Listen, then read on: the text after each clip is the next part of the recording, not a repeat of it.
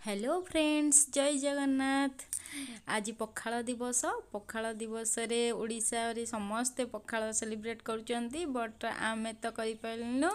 तो मु भी भाभी बहुत सारा आइटम करिम बोली किंतु पखाल करी आइटम बहुत सारा किंतु हेई पारलानी। एठी मौसम बहुत खराब तो पखाल ना भी धरी हेबनी। पखाल को बहुत मिस भी करुची।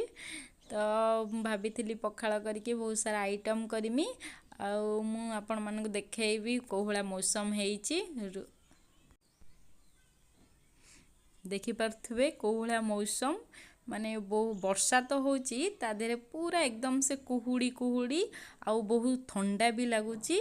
भाभी पखाल करके आइटम करी किंतु सब सब फ्लॉप हो गला। आउ ओडिशा रे समस्ते पखाल करचंती। पखालर स्टाटस आसुची माने बहुत ही इच्छा होची से पखाल खाया पई किंतु ये मौसम रे तो इच्छा होनी।